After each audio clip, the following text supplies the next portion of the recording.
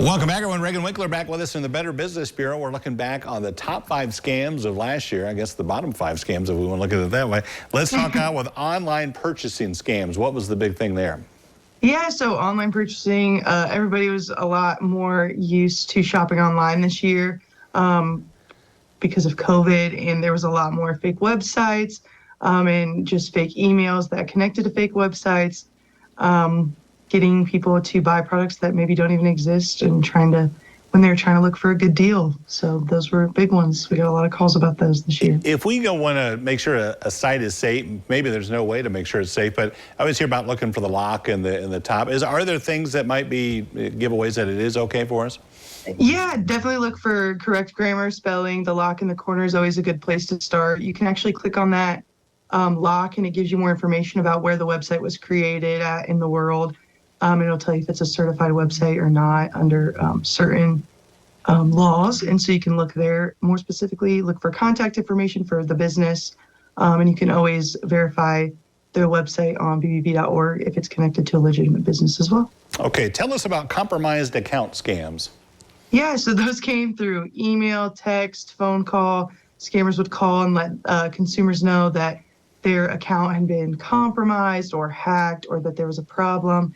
And they would try to get consumers to give up their personal information, their login information. A lot of it happened through emails. We saw it with bank emails saying that your account had been compromised. And so we saw that.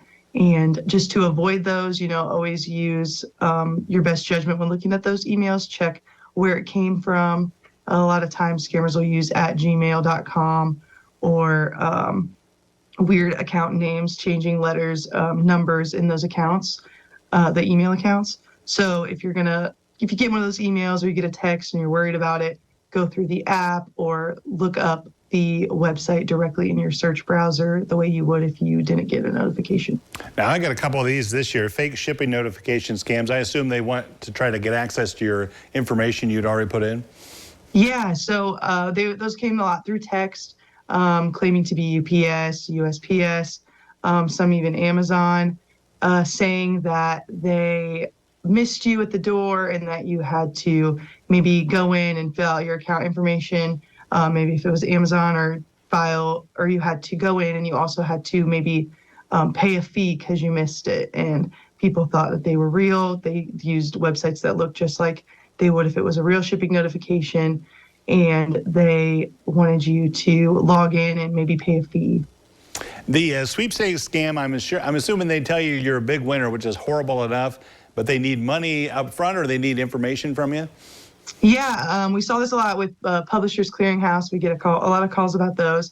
Scammers call victims and they say that they had won Publishers Clearinghouse or they got a letter saying that they've won, and people would have to pay the taxes upfront or fees to receive those funds. When in all reality, if you were to win Publishers Clearinghouse, 1, they never call you and they would just show up at your door, and 2, they would take anything out such as taxes and fees out before they gave you the earnings of that winning. Okay, that's the red flag. Number 5 is government imposter scams, right?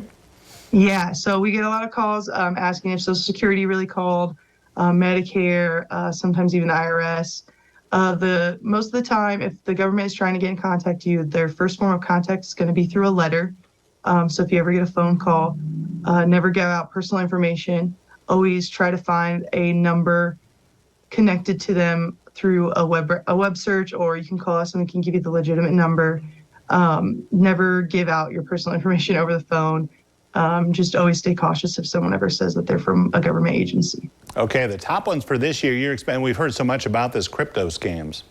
Yeah, so crypto scams, they come in all different forms. They're connected to pretty much all of the scams that we hear about regularly, like online purchasing. Maybe scammers might use it as a new form of payment online.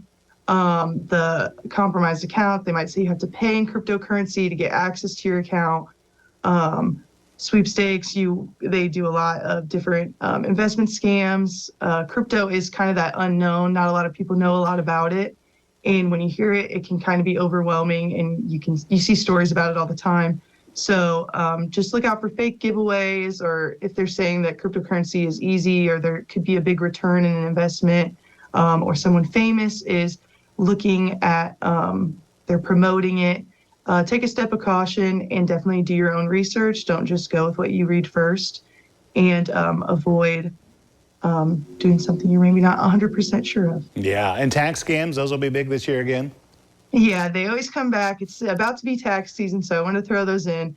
Definitely file your taxes as soon as you get your W-2s or any of your tax forms so that no scammer or anyone can file for you. Just do that yourself. All right, Reghan's keeping it safe. It's going to be a busy year. Thank you so much. Appreciate it.